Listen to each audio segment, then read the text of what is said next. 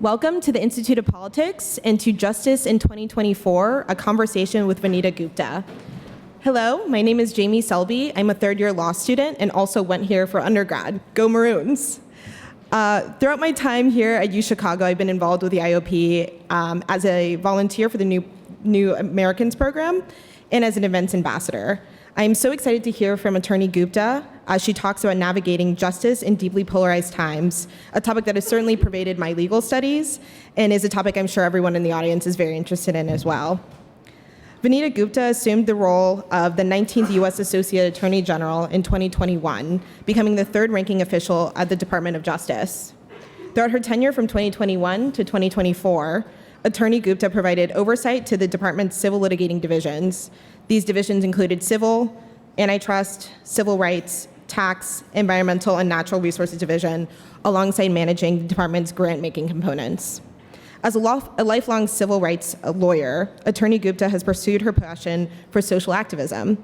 Her efforts span from addressing the Supreme Court's Dobbs decision and highlighting its disproportionate impact on women and people of color, to instituting systemic investigations of police departments that violated the Constitution. Her career is a testament to her commitment to the pursuit of justice. In her capacity as Associate Attorney General, Attorney Gupta has been a leader on issues ranging from increasing support for victims of gun violence and other crimes to promoting competition and economic opportunity. Attorney Gupta today is joined by Evan Pérez, a senior justice correspondent at CNN. Mr. Pérez is based in Washington, D.C., and reports on legal, crime, and national security issues. A few housekeeping matters before we begin. Please take the time to turn off or silence your cell phones for the duration of the event. During the event, someone will be coming and placing a microphone in the audience. So when it's time for Q&A, please line up. And as usual, we give priority to the first questions to students. I also want to quickly highlight some upcoming speaker series. On May 2nd at 12:30, please join us at the IOP for a conversation with journalist Ariane Nettles and former IOP Pritzker Fellow Rhymefest, where they'll be discussing Black Chicago's influence on society and the world. And then on May 6th at 12 p.m., please join us for a talk on South Africa's energy crisis, featuring South African journalist Crystal Oderson, and this will also be at the IOP. For any more information, please visit the IOP's website, where you can find more on future speaker series and other opportunities at the IOP. And now please join me in welcoming Attorney Gupta and Mr. Pérez. Thank you for coming and for this is amazing weather in Chicago. I was not sure what we were going to get in April, but this is amazing. She told me to go for a run, which I did. So Vanita is now back in private life after working for the Justice Department for the last 3 years.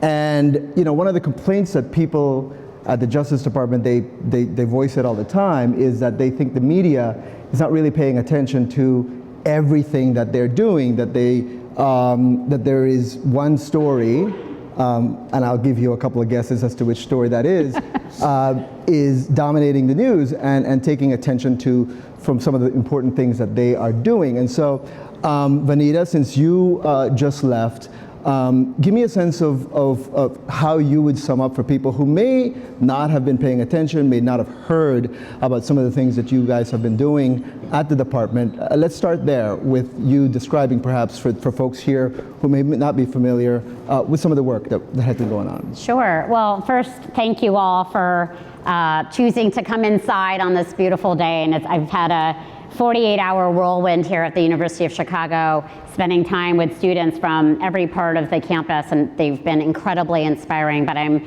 really honored to be here this evening and with Evan in conversation.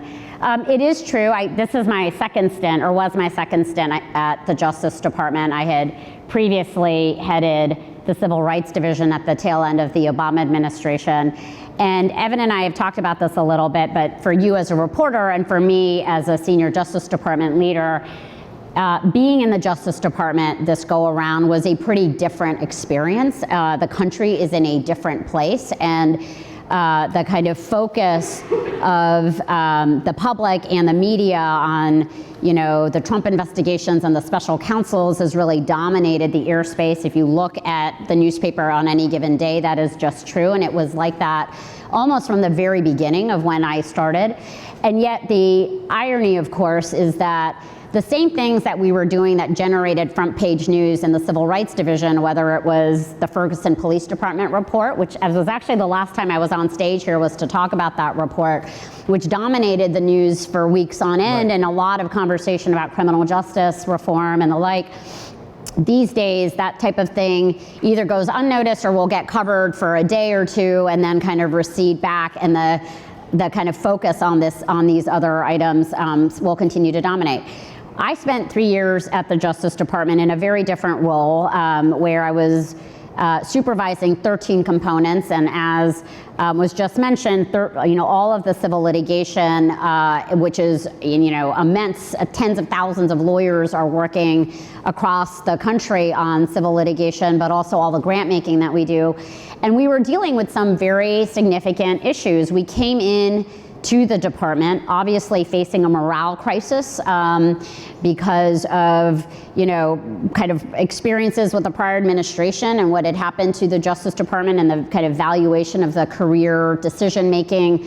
But we were also dealing with a massive crisis in police community relations following the murder of George Floyd and the summer, mass protests all over, not just in the around the country, but around the world. And so dealing with a breakdown in police community trust, where there was an uptick in violent crime at the start, partly driven by the pandemic. It started in 2019 and in 2020 was made worse. And so we were working a lot on police reform. We opened pattern practice investigations into Louisville and Minneapolis. We re-energized all of the different tools that the Justice Department has to rebuild police community trust, and started collaborative reform and got very involved in de-escalation, crisis intervention training and the like. We also had to deal with the Dobbs decision, where the Supreme Court, for the very first time in our nation's history, after expanding a right, took away a constitutional right. And so the Justice Department's work to protect access to reproductive health and freedom was a major challenge and has been a major challenge. We were dealing with the opioid crisis and fentanyl. We were, the list goes on, but the number, antitrust, suddenly kind of this burst. I will say, when I was in law school, nobody talked about antitrust work, but being here on campus for the last few days, it's amazing to me how many students have said that they're really interested in economic policy and antitrust work.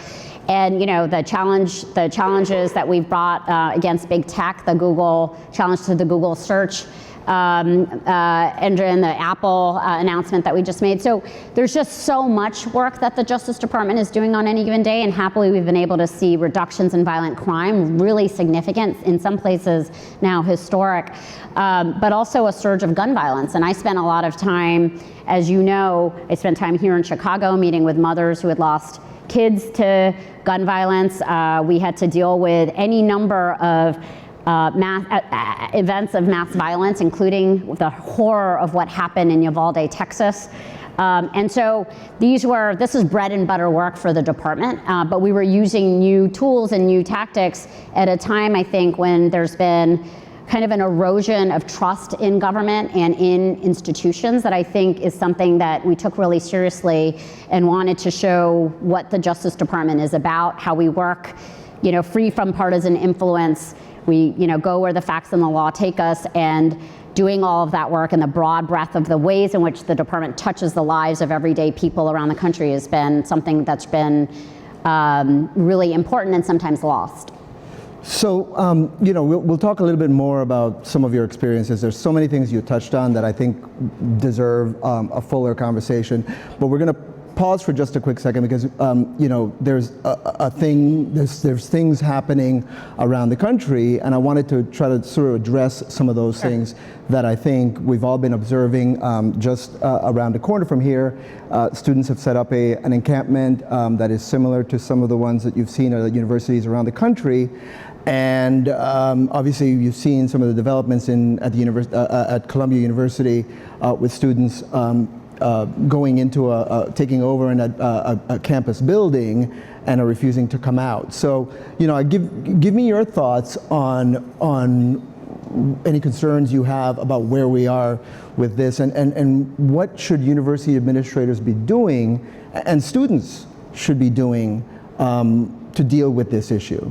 So Evan, of course, is starting with the softball questions.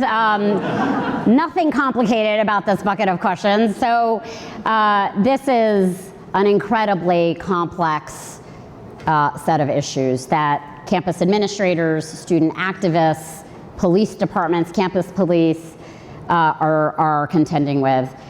I am a fervent believer as a lifelong civil rights lawyer and long time ago campus agitator myself in the importance of the freedom of expression and in ensuring that students are able to engage free speech, to complain about their government, to complain about or protest certain actions. That remains crucial, core to American democracy. I also think that students, there are rules of engagement around what is legal, what isn't, and when it comes to, destroying property or engaging in criminal activity, I think that becomes a real problem. It undermines the message that students may be trying to put forth and the attention they may be trying to bring to very serious concerns like the grave humanitarian crisis in Gaza. I also think campus administrators are really having to balance the need to make sure that Jewish students and all students feel safe, free from harassment, free from threats, are feeling that their campus environment and their learning environment is welcoming of them, and that is an incredibly important issue. I think that, when you start to think about how do you police and manage mass demonstrations, this is an issue that is not new in this country, and there have been a lot of lessons learned, and even after the summer of 2020, when there were cities and jurisdictions that weren't, I don't think anyone was truly prepared for the scale of those protests around the country and for the duration. And so there have been lessons learned, and there were some jurisdictions that handled the protests and managed them such that people were able to express themselves peacefully and departments were able to keep people safe during the demonstrations. But there were jurisdictions that didn't, and there was a lot of litigation that we dealt with in the aftermath of that, kind of contesting some of those police actions. So, go ahead. Were you gonna say something? I was gonna ask you. Obviously, we've seen different places handle this issue differently. Yeah. In Texas, we saw images, and in Atlanta, we saw images of police roughing up protesters, also university professors, in ways that seemed to be like harken back to what allegedly we were supposed to change after the George Floyd summer protests, that policing should have made some changes, right? And you don't see that in some of those videos. What do you think? Well, look, I think the videos that are going to get attention are the places where there are, a lot of concerns around policing tactics, and we have seen those. I think people watched some of the videos about the Department of Public Safety in Texas and kind of had a lot of questions about whether those were appropriate policing tactics or not. I think that they sure were a lot rougher than they were at Uvalde. So there's, and I think that was a point that some of the parents in Uvalde made. But I think that there's been tremendous learning by law enforcement about how to both protect people's right to free expression and manage protests, and those are the places that may not be making the news. But look, these are really complicated decisions. I think campus administrators are figuring out, are they going to get involved in impeding a protest that may not be creating operational disturbance on the campus, and so they let them go? Are they going to deal with them through discipline, through the disciplinary system? Are they going to call the police? And what is the danger of doing that? And can it escalate and become a combustible situation? It's so context specific. And the students, they have to make decisions about what form of protest are they engaging? Are they smashing windows and defacing buildings? What messages are they putting out? What are their targets? Are there is their goal strategic? I think they're probably having a lot of those conversations because as well. we've seen some of the videos of from some of the scenes, and you see people who appear to not be students, people who are associated with groups that we've seen before in other protests, and it appears that at least in some cases the outsiders are taking advantage of the situation and sort of hijacking what the students are trying to do. Yeah, and I think students need to be vigilant about who is directing what it is that they're doing. Is it strategic or not, or in the end, is it undermining the very thing that they're seeking to draw attention to? And look, it's a very volatile time right now, and it will, I know the convention's coming to Chicago. I'm expecting that the Chicago Police Department, the city, and other agencies are doing a lot of planning and preparation for, there's likely to be demonstrations around the convention. And what's happening in college campuses, I think there are real-time decisions getting made. The hope is that campuses are actually thinking outside of an immediate crisis, how to prepare for these types of incidents on campus, and that there's a lot of thought about how can you de-escalate, how can you have engagement. There has been a lot of learning, I believe, in this country about managing mass demonstrations that both protect the First Amendment and keep people safe. But this is so context specific, and how this looks in different cities and campuses is going to be different everywhere. There's no one cookie cutter solution, which is part of the challenge here. On another subject, just before we came out, the Justice Department put out a statement confirming some stories that have been published in various news organizations, by various news organizations, saying that the administration is taking the initiative or the initial steps to reclassify marijuana. This is something that I know you've written about, you've talked about in the past, about the classification of marijuana at a level that is essentially makes it on the same level as heroin. I assume you think this is the right move. So I think that there's been such a long-standing conversation about marijuana and medicinal marijuana, and the states, frankly, have led the charge in many ways. But for those of you who aren't kind of following just the most immediate news, the Justice Department just confirmed that the Attorney General has recommended for rulemaking that would reclassify marijuana from a Schedule I drug, that really, the Schedule I drugs have no medicinal benefit. And so, as Evan just mentioned, heroin is in that category, and I believe maybe the only drug in that category, to Schedule III, which would make it at the level of ketamine and Tylenol, and where there are medicinal uses for it. It's going to be a long process, because rulemaking is a long process.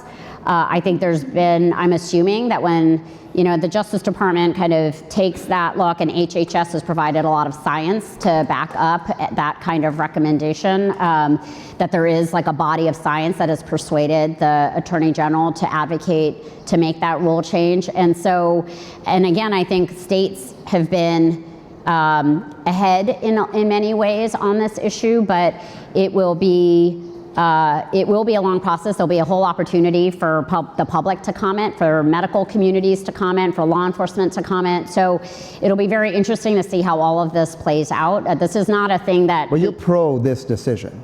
I think if the science backs it up, I am definitely for following the science.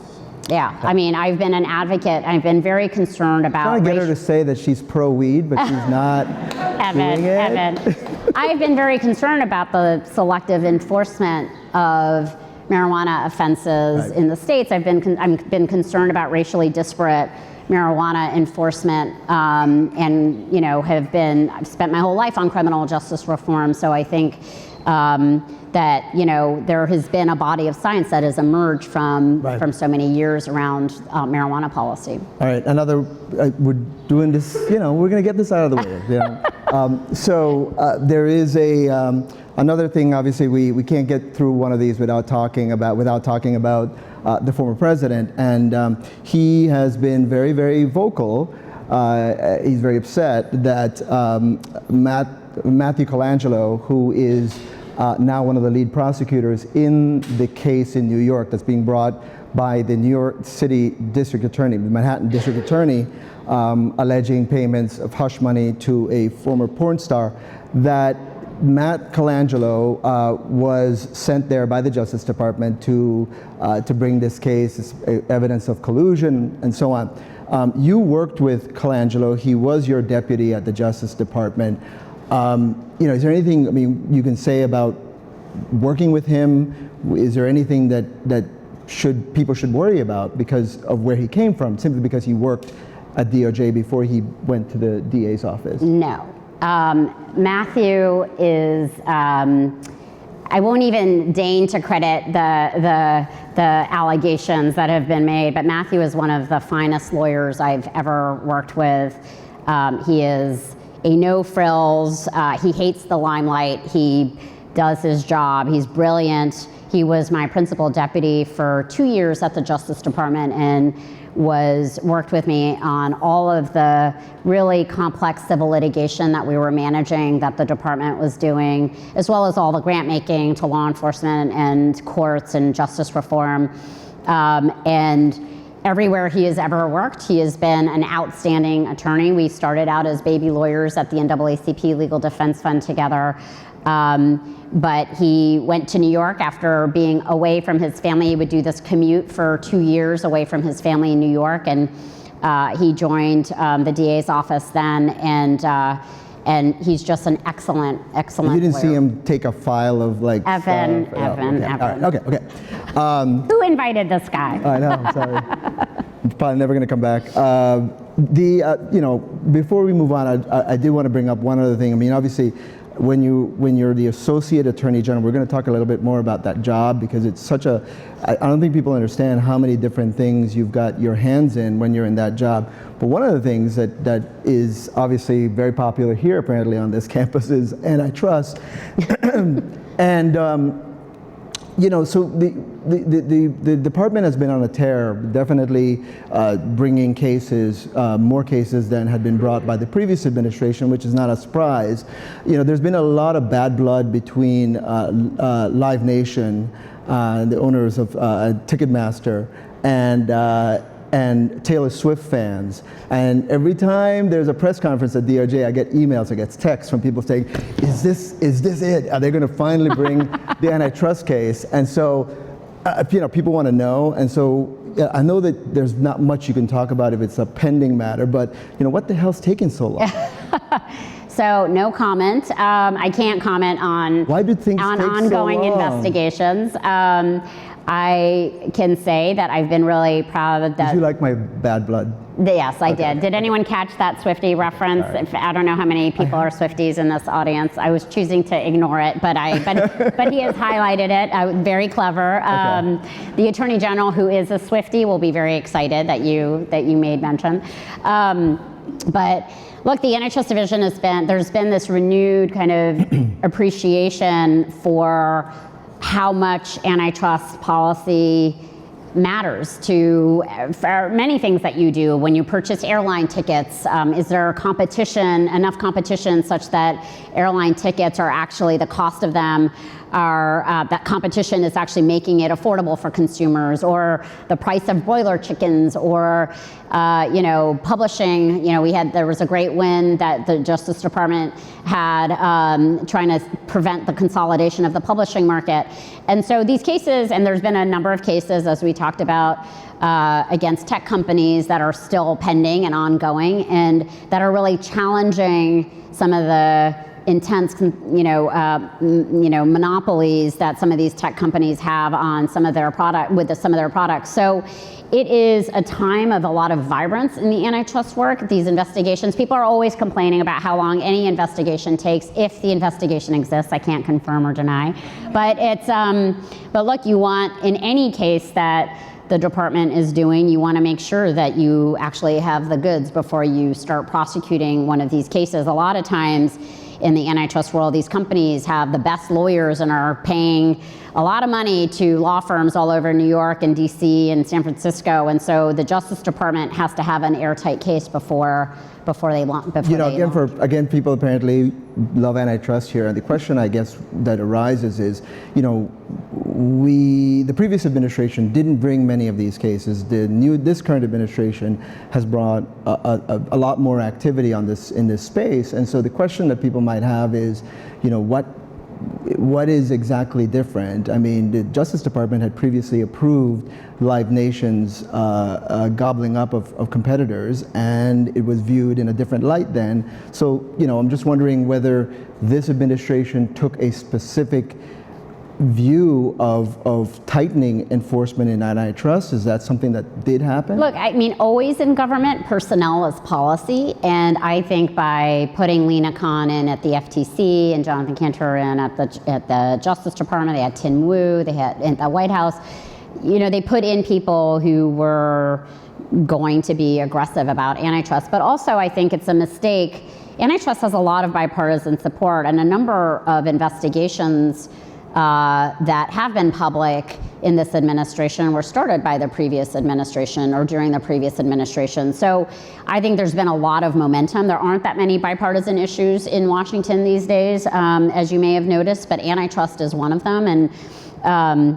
And there really is this recognition or concern around, has big tech gotten too big?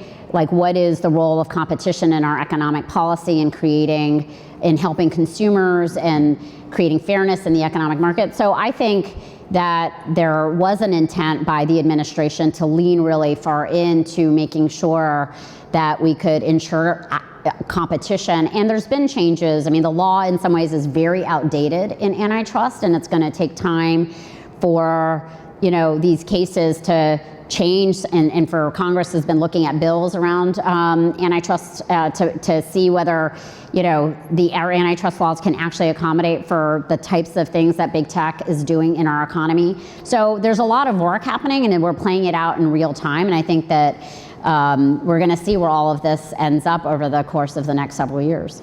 All right, so we're going to go back to talking about you and some of the work that you've done. We're in Chicago right now, where in talking to people who who've done work, who've worked with you. One of the things that I heard from people outside the police community, for instance, I talked to Jim Pasco of the Fraternal Order of Police, and he is one of those people who came to have a respect for Vanita and her work with police reform. And that's a tough thing to get, because there is generally a negative view in the policing community. They're not big supporters of the current administration. They don't love investigations of police departments. But one of the things he told me was that when you launched the Chicago Police Department investigation, that you were key in trying to get some of them to at least cooperate with what the police were doing. Tell me about that, and whether you think the department has improved since then. Yeah, so when the Justice Department, and you all may remember this if you were in Chicago at the time, it was after Laquan McDonald, and we opened our pattern of practice investigation into the Chicago Police Department. And it had just been on the heels of after we had opened an investigation into the Baltimore Police Department after Freddie Gray, and both cities had FOP police unions, and I had brought in the Baltimore FOP into the Civil Rights Division to have a conversation with me about what police officers were dealing with and confronting on the job. And I did the same thing on the eve of us opening the investigation into the Chicago PD. And I did that because it was clear that when there was a breakdown in a police department, such that we were seeing in Baltimore and Chicago with the community, there often was a very specific impact on police officers. Witnesses stopped talking to police, victims stopped sharing information because of this complete breakdown of trust. But also, in a place like Baltimore, the FOP, the police officers were telling me about how the 3 generations of mayors had basically pushed quota-based policing, and it had really endangered their relationship with the community to have this type of quota-based policing and needing to make a certain number of arrests in certain communities. And that was important information for the Justice Department to understand what was motivating or animating some of the police practices. And in Chicago, similarly, a lot of concern around arbitrary disciplinary systems, the lack of adequate supervision and training, the types of things that you may think, oh, only the community is bearing the brunt of, but actually police officers are also saying this is unfair. It's creating resentment, it's creating stress, it's creating alienation from, and can create real harm then to communities when police officers are dealing with these types of issues. So getting inputs from police officers into these investigations is actually, to me, really, really important. And I think the department in this administration, early on, the Attorney General opened an investigation into the Minneapolis and Louisville police departments, and then has subsequently opened them up into several other departments as well, where there's been findings of or allegations of pattern or practice of misconduct. This is important work, but in a nation of 18,000 police departments, when you open a dozen or so investigations and you have a dozen or to 2 dozen consent decrees around the country, that is not the only way that you improve policing culture and ensure constitutional policing. Do you think that the Chicago police is in a better place now than that when that first pattern and practice? So, I have not been as in the weeds about, and just so you all may have followed this, but one of the things that happened is right before the change of administration between Obama and Trump, we got the Baltimore consent decree filed with a federal judge, and we announced the findings in the Chicago Police Department, but it was going to be incumbent on the administration, the Justice Department in the Trump administration, to take those findings and negotiate with the city to get a consent decree. The Justice Department under Attorney General Sessions decided to back away and to pull out of negotiations with the city of Chicago. I was in the department that day when Jeff Sessions, the Attorney General, came down to the press room and told us that the effort to investigate police was just not going to be a thing they were going to do anymore, and we knew Chicago was dead on arrival, and so that right. And they had tried to get out of the Baltimore consent decree, and that was very ironic because the police commissioner and the mayor basically went to federal court and said, this city needs this consent decree. And the judge was like, I'm not dissolving this consent decree. This is with me now. But in Chicago, it was in a different posture. And so when the Justice Department pulled out, the findings report could have just stayed on a shelf. It was, a pretty damning report with a lot of findings. And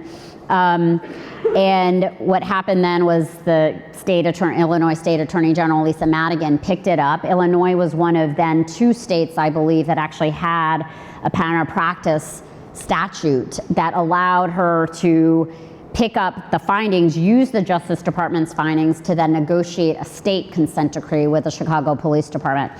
I only know kind of word of mouth. I think that there have been improvements, but it's slow going. These things are they often go in fits and starts. Leadership really matters. Focus by the city really matters.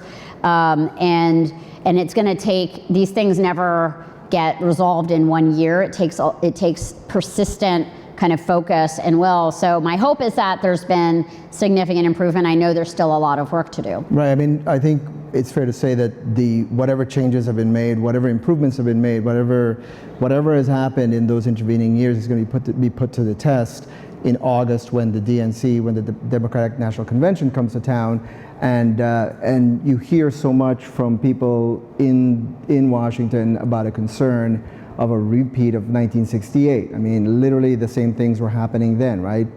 uprisings and protests on campuses, which rolled into a disastrous Chicago convention. I think everyone is trying to avoid that from happening. Yeah, and look, I can't predict the future, look in the crystal ball, but I am optimistic that there have been lessons learned. I think, and even, Chicago had to learn some hard lessons in the summer of 2020, and I think there have been learnings, and I am sure that there's preparation happening now, and and not just because of the convention where there's an expectation, but even what's happening on campus and on campuses across the country. I know that organizations like the International Association of Chiefs of Police are gathering campus police and police departments around how to police mass demonstrations. I'm assuming the Justice Department will continue that work that we had done. We put out a whole report on best practices for that after the summer of 2020. So, look, there's been a lot of learning. It could be a volatile situation. Are you concerned about that we are in a place with these protests on campuses that it could tip over and spiral into a different direction? Sure, I'm always concerned that something like that could happen. I think that, again, I think context really matters, right? It's, in every campus, it's going to be playing out differently. It's playing out differently on GW campus, where the Metropolitan Police Department did not engage, even though the campus administrators asked them to. They said they don't believe that it requires a police response at this time, to what's happening in Columbia, which is a much more volatile situation right now. So I think it would be a mistake not to be concerned or to be vigilant about these dynamics. But again, look, it's both what's happening on campus. But I know that there are much broader foreign policy issues at play. We've got an election coming where we're also entering an election where we have had like an unprecedented number of threats to election administrators, to poll workers. That really concerns me too, this notion that the workers of our democracy, people who volunteer to serve as poll workers, are now, at risk of facing death threats for doing their basic job of ensuring election administration. And we have a capacity problem. We're going to need, the campaigns can do what they want, but there's always been a very robust, historically, effort to organize poll workers to be there on election day. And there's now a recruitment problem because people don't necessarily want to serve. And my hope is that all of us will be out there on election day, in a nonpartisan way, or you decide whether you want to do it for a campaign, but to help support the machinery of democracy, because that work and the protection of our democracy is not something that happens in the abstract. That is all of us doing what we can in our role to protect it. One of the things that's been making the big news today is the former president did an interview with Time Magazine in which he talked a little bit about reconfirming that if he were to win again, he would use the Justice Department in ways that people say should not be used. The current administration has taken a different tack, saying you can't use the Justice Department to do political things, or overtly political things, partisan political things, go after political enemies. As a former senior person there, what can you tell the average person, about what can the institution do to protect those rights, or to protect their functioning from being affected by the change in direction in Washington? Yeah, I think that the Attorney General has, from day one, made defending the rule of law and restoring the rule of law, restoring norms and practices at the Justice Department a priority. At the end of the day, people who want to come in to weaponize the department will try to do those things, but the department, fundamentally, the Department of Justice has a tiny fraction of political appointees. The vast majority of people who serve in the Justice Department are career civil servants who are career and are Department of Justice employees regardless of the administration. And they have a fair amount of power and discretion in their roles. And I am hopeful. The Justice Department has been through a lot of waves of political tides, and some of you may have seen, it's a little wonky, but this is, in protection of the so-called deep state. Their Office of the Office of Management and Budget recently affirmed an OPM, the Office of Personnel Management, on a Schedule F. There was an effort in the prior administration to convert a lot of, I think, over 2.3 million positions to get them accepted out of civil service protection. And this administration changed that, and it required a lot of rulemaking. And sometimes what you're doing by trying to ensure civil service protections for government employees is to, through this rulemaking, and it throws sand in the gears and it makes it more difficult to undo. Certainly it could be undone. I was going to say, and if he wins in November, those changes could go right back to the... They could, but it takes a lot of time to do it. And so, I think that there are systems and mechanisms in place to try to avoid some of those extreme actions from taking place, but obviously there's a lot at stake. Elections have consequences. And yes. Let's talk a little bit more about your history in civil rights. I mean, you came up outside of government, right? NAACP, ACLU, the Leadership Conference, and then you go inside the department where you're working on civil rights issues, back out. You are now back out again. How do you compare your experience, working inside the government and outside of the government? How does it differ? It's so I've been asked this question a lot by students because I think it isn't as common as one might think to have senior government leaders who have been advocates on the outside at the institutions that I've been at. But the reality is, when I was doing civil rights litigation, and there was one case I had in the state of Texas, one of my first cases where I was representing close to 36 wrongfully convicted individuals in a small town called Tulia, Texas. I was desperate to have the Justice Department in my cases because it means something to communities that may be the most dispossessed, the most vulnerable around the country, to have the United States government stand up and support and vindicate the rights of those in this country who may not have had access ever to the justice system. And so when I went in, I first went in as head of the Civil Rights Division, and the Civil Rights Division is the scrappy part. It's kind of the jewel of the Justice Department, Attorney General Eric Holder used to call it the crown jewel of the Justice Department. Part of its role is to push. Part of its role is to make sure the Justice Department has a lot of equities. We've got 4 law enforcement components: the FBI, DEA, ATF, and the U.S. Marshals. But we also have the Civil Rights Division, and we also are defending the rule of law. It's a very unique agency that has to wear all of these hats all at once. And the reality is that I always thought, and I thought this as an outside advocate, that you can't protect public safety if there is a systematic violation of people's civil rights, because people will not trust the police in the communities.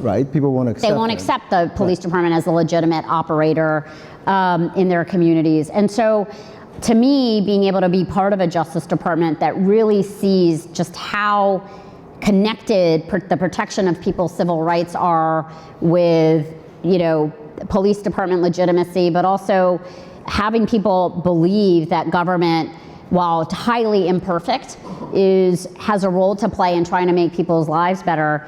That's work that the Justice Department has done. So I have done this work on the outside. I think outside advocacy is crucial to holding government accountable. I met all the time with outside stakeholders, civil rights organizations, police leaders in this role, to take in their comments about what the Justice Department was doing well, what we were doing wrong, getting their proposals. That's really important give and take for our democracy and for the health of our civil society. And then there's levers that you have inside government to make change that can be incredibly powerful. Which one is more fun, you think? It takes the whole ecosystem, truly. there are days where you're in government and you're like, wow, I thought I was in such a powerful position and yet I feel like I'm banging my head against the wall. And there are days when you're outside and you feel that way too. And but I think when you understand how to make change and you can be strategic and you exercise good judgment. When you're outside, you can tweet. Yeah, well, you have to mind your P's and Q's when you're inside. That's true, because you're representing the United States government. You're not just speaking for yourself. But there are, incredible things you can do to make change, to make people's lives better on the inside. But often it is very much informed by the research and work that people are doing outside of government to help propel really good ideas and to try to get them to be actionable. So in about 3 or 4 minutes, we'll be taking some questions from the audience. So hopefully everybody has some great questions ready for you. Now that you've left the department, what do you think your role is going to be? Are you still going to be advocating for some of those things that you've spent all these years doing? Yeah, Tell us a little bit about what you're doing next. Well, right now I'm over-parenting my 12 and 15-year-old and going to all of their games and being able to try to spend time with them without a second phone constantly in my face. And I'm taking a little bit of a break to recharge. But look, I've spent my whole life in public service and doing public interest work. I am one of a rare breed of very happy lawyers because even on the hardest days of whatever job I'm in, I don't have to question kind of whether I'm living a meaningful life. I can have hard days where I feel like I'm not making progress, but I don't have to question the why of what I'm doing. Right. And that's a huge privilege in many ways to be able to do that. I have a lot of concern about the state of our democracy, about rising inequality, about the polarization, about about disinformation, kind of creating greater polarization. I want to continue to work on these issues, whether it's in government or outside of government. And I think that there is so much work for all of us to do. You don't have to be at an advocacy organization or inside government to be able to want to have a more perfect union.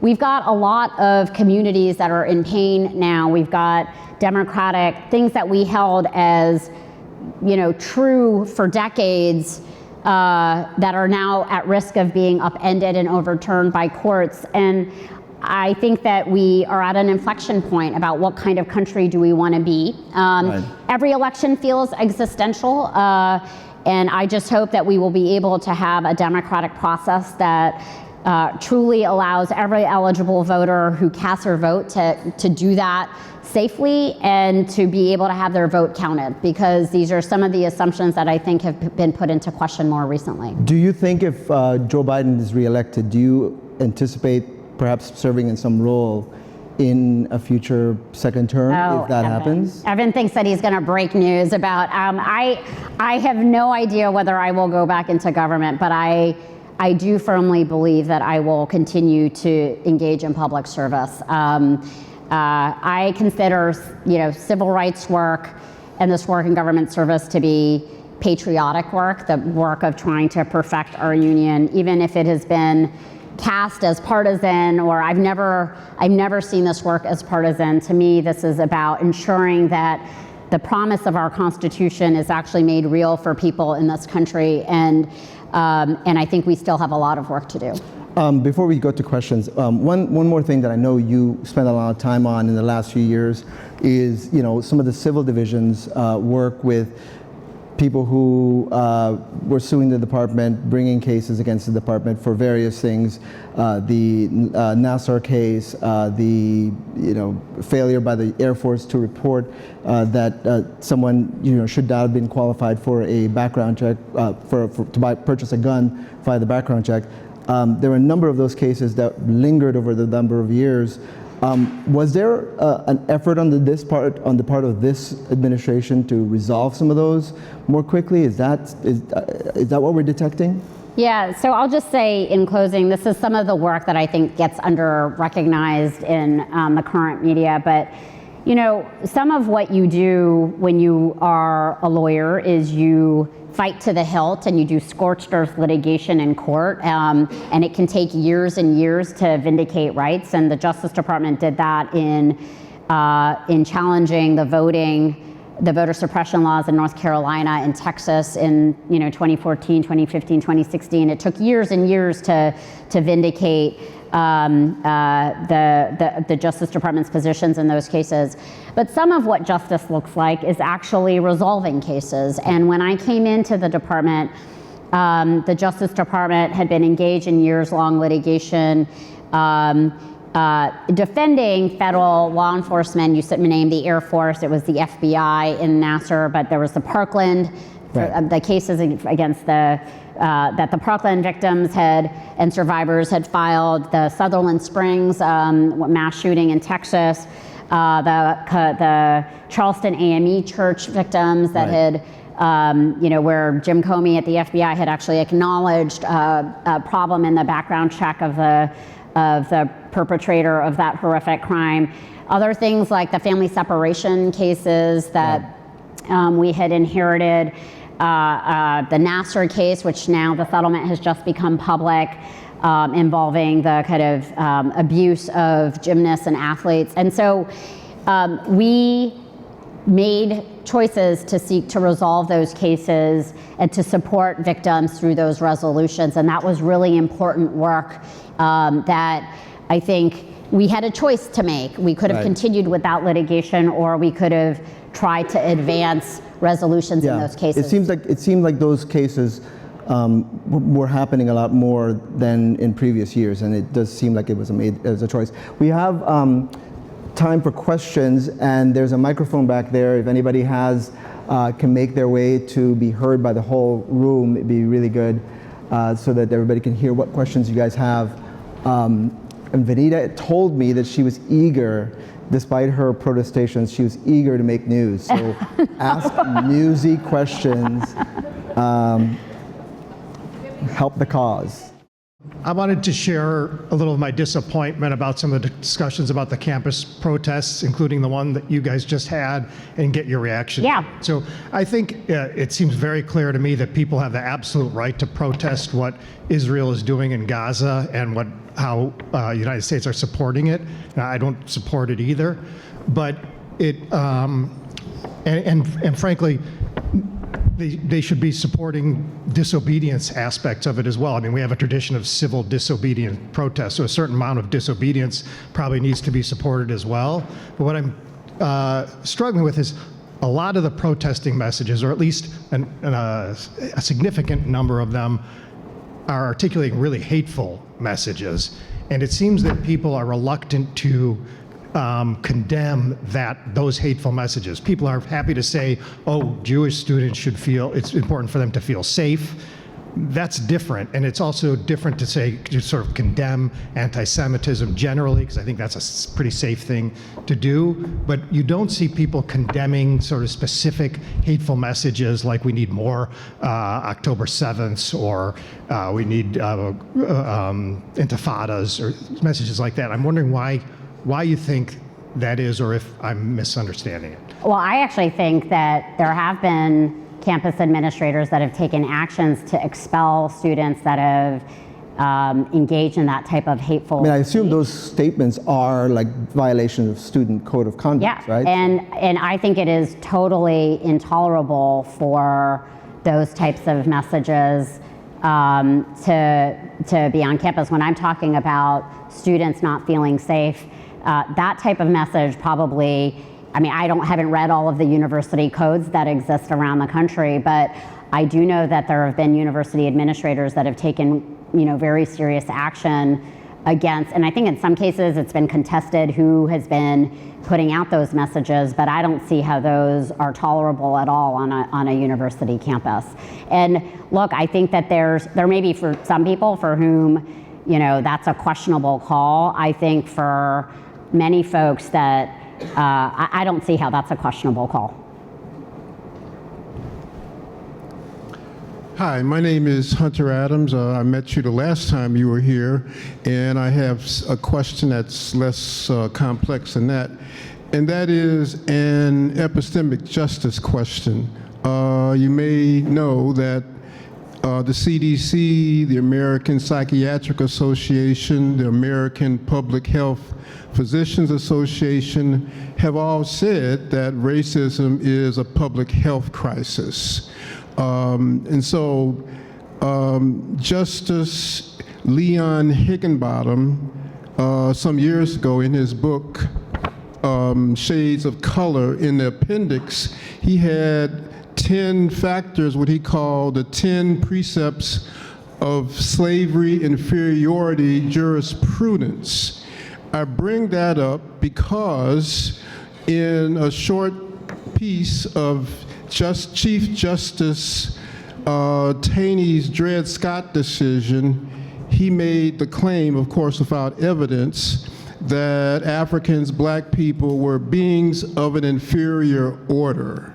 So your question to... I'm coming to that. Okay. So even though Speaker Pelosi took down the busts of Cheney in the House, still that statement still remains unchallenged. So my question is, how would you see, if it's possible, the Justice Department, or would it have to take a Supreme Court decision to rethink that language of the inherent inferiority of African people, black people, which speaks to the whole notion of racism as a public health crisis? So I think I'm not totally, I want to make sure that I followed your question, but I think the department has, through the civil rights work, been very forceful and aggressive about enforcing civil rights violations all over the country on behalf of many marginalized and vulnerable groups. And so I am less worried that the department isn't speaking with moral clarity about where it stands in this administration about that type of language. I appreciate everything that's been done, but this is more specific in that codified within the United States government is the notion, without evidence, that African people are beings of an inferior order. And I think that's something that underlies or undermines efforts to deal with racism as a public health crisis. So the question is, what could be done with that?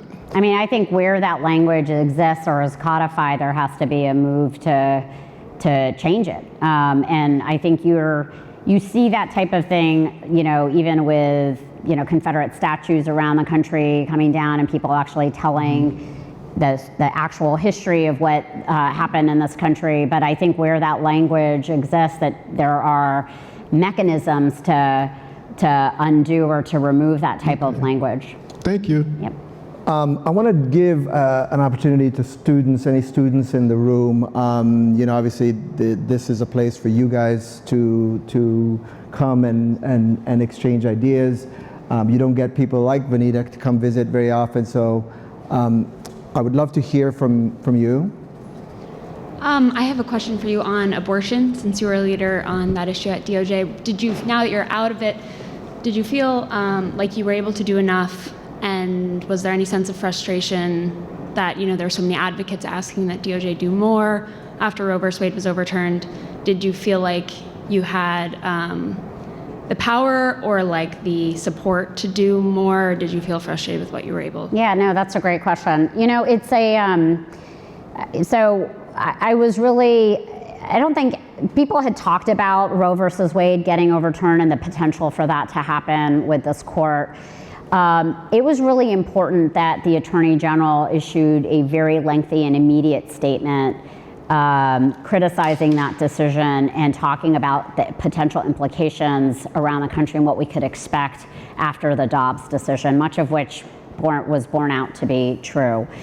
It's interesting because at the Justice Department, like even at other strategic litigation shops, you think about when it comes to affirmative litigation, where are you going to bring a case? What are the facts going to be?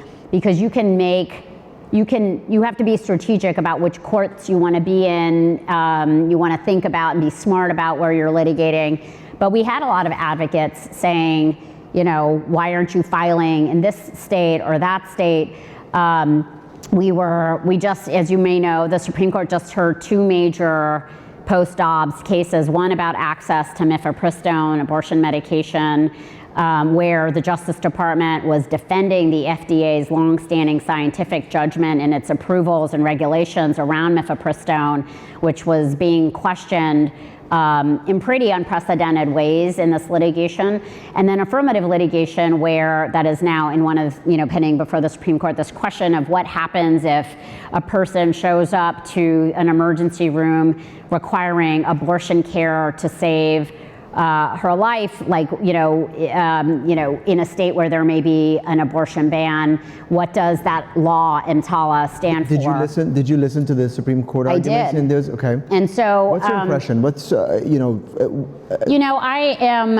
I can say this now that I'm out, and I'm gonna answer your question, but I don't know. I'm a little less optimistic about the EMTALA case. I'm a little more optimistic about the access to mifepristone and defending the FDA's judgment, just because the alternative would truly undermine the whole regulatory scheme that undergirds the FDA's approvals and have much broader impact, which I think some of the justices, more conservative justices, actually care about. But there was limitations. There absolutely. I think litigation has limitations, right? And that is a major kind of tool for the Justice Department to be able to solve these issues. And what was interesting is, while litigation is crucially important, these are landmark cases that are going to really have real impact on people, and whether women are going to be bleeding out in the parking lots outside of hospitals, unable to obtain care. But I also, so the litigation is important, but I was also watching these political answers where abortion was on the ballot and has been, it will be, and in every state where it's been on the ballot so far, voters have come out to preserve access to reproductive, health access and abortion, and that's not work that the department does. And yet there seems to be a huge movement. So I think I use that as an example to say there are limitations on the types of tools and tactics and levers that the department has. That said, when the department is speaking in the courts about what this federal law of the Emergency Medical Act, I can't remember what EMTALA stands for, but what that means something in the courts. Or when we are defending the FDA scientific judgment in defending their regulations of mifepristone, that means something. And so there's no question that it can be limiting, but thankfully there's an ecosystem, and this is where it gets to the importance of understanding that the department is not the only actor in any given space. There are a lot of people that are working locally, at the state level, at the federal level, and there's some are organizing, some are litigating, some are doing media work, and so there's a lot of different tools that you bring around any given problem. It can be the issue of reproductive freedom, it can be criminal justice reform, it can be election protection, voter protection. So I look at these problems as always requiring a kind of multifaceted approach in order to be able to problem solve. We're going to try to get as many of these as possible. Sir, you were waiting a long time, so we're going to try to make it quick and we're going to answer and try to get as many quick as we can. There are 18,000 police departments in the country. How does the department decide how to bring the relatively small number of pattern and practice cases? Yeah. So very good modeling of a very succinct question. The department is always, the Civil Rights Division is always gathering information. A lot of community leaders and activists will send letters about different problems. Nonprofit organizations will do reports about problems in a police department. Folks here at the University of Chicago had supplied the department with a lot of information about CPD, for example. And so we're constantly kind of collecting and gathering. It is never triggered, a pattern practice investigation is never triggered by one single incident. It really has to be that there is an identification of systemic problems. And But also, the department has a lot of other tools to reach many more departments, and that's through the funding, the training and technical assistance.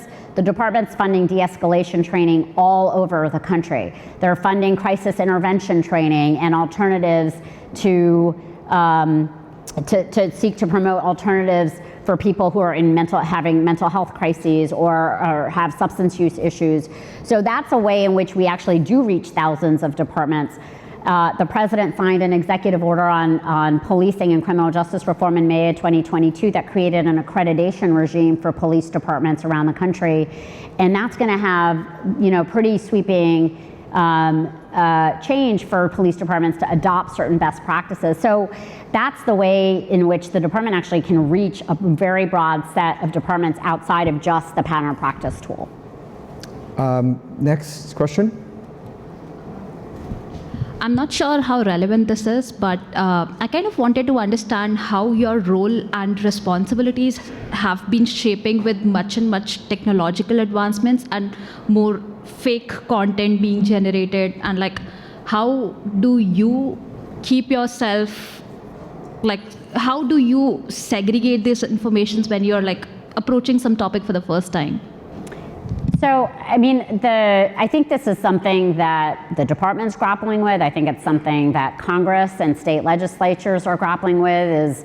You think about artificial intelligence, and I think that it is an open space that is demanding regulation and, frankly, expert understanding of the technology. And because it's moving so fast, that technology is way ahead of what any kind of legal regime that has been constructed around it. And so that is happening in real time right now. This thing around disinformation, I think, is a real challenge. There have been these robocalls placed that really seem very real. They're adapting people's voices and, or even in places images. And it's happening not just in the United States, it's happening in elections all over the country. What do you think is the role, what's the role of the Justice Department or the federal government to decide whether those things are fake or do they have a role to say that? They can investigate the companies that are putting out these types of disinformation feeds and that are assuming people's identities. And so, but it is something that the department is really grappling with, is who's creating that content, and what are the tools that the department can use to, whether it's prosecution or something else. All right, we're gonna try to get these last two in. Hello, my name's Alex Fuentes. I was at your seminar yesterday. I'm a first year at the college. I was wondering, out of all the cases that you litigated in the Justice Department, which one was your most difficult and why was it so difficult?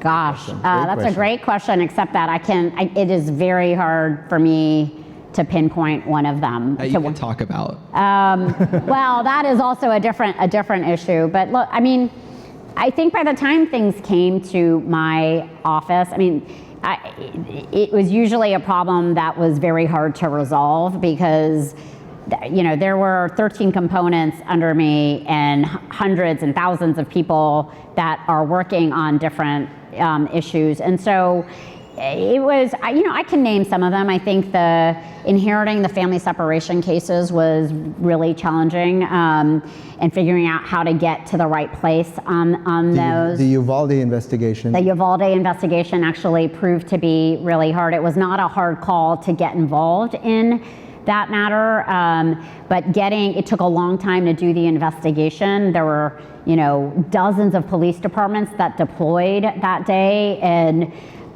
the families, made several trips down to Uvalde and meeting with the families. It was both, I think, emotionally grueling, but also we needed to get every fact right because we would be criticized and our own credibility would be undermined. So it took a lot longer and a lot of intensive internal work to get that out and then to kind of meet with the families. And we didn't have a prosecution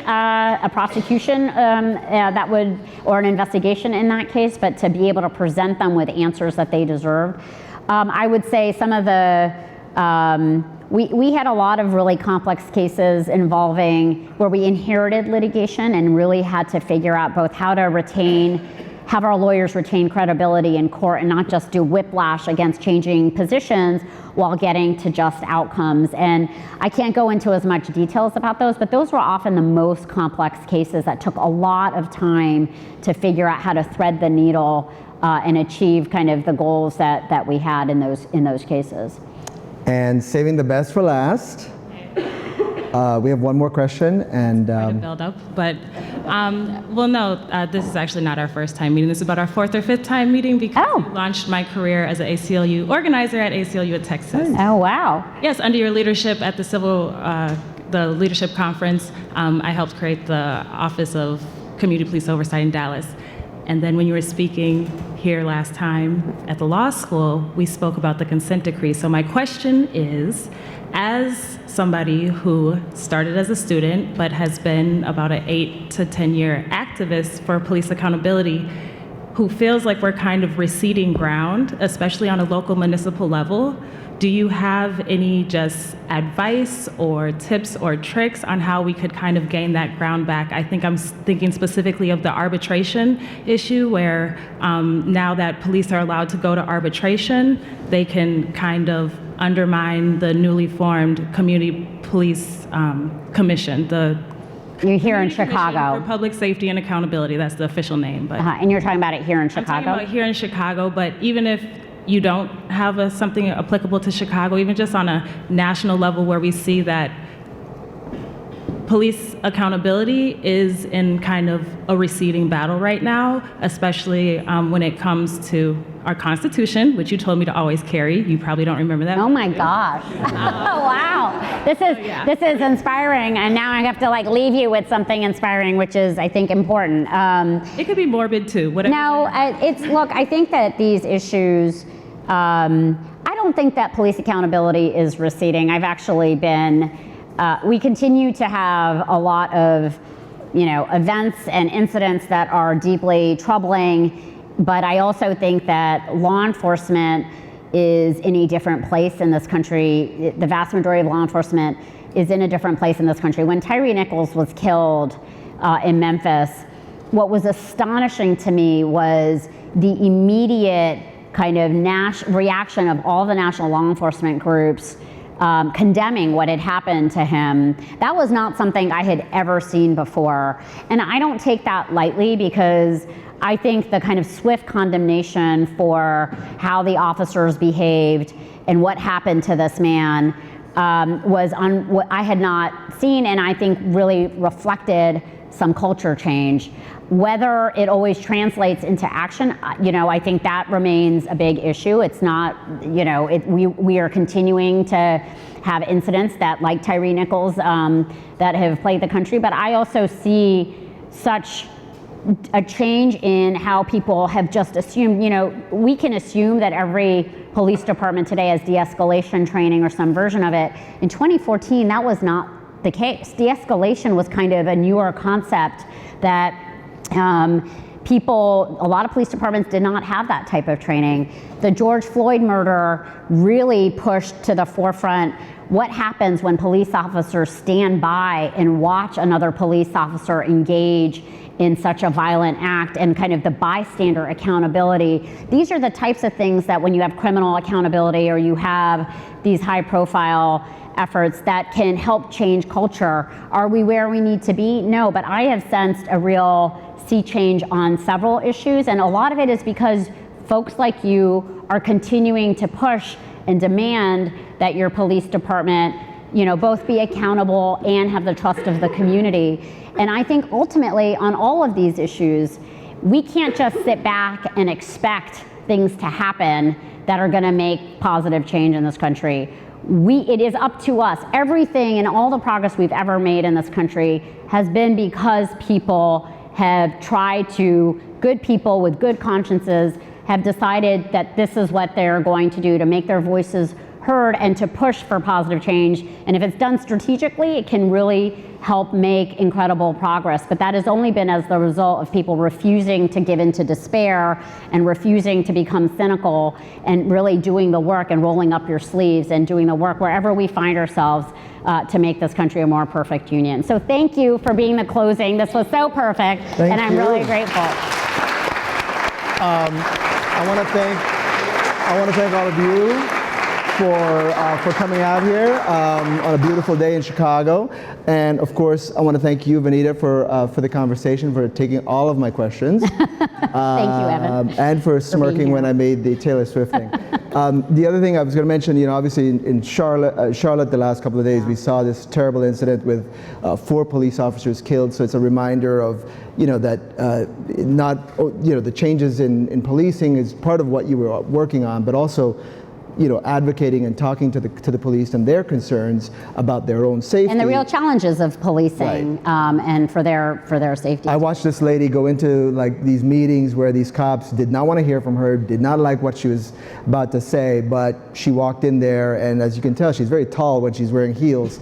But it's pretty impressive to watch people sort of have those conversations, even though they don't really want to have them.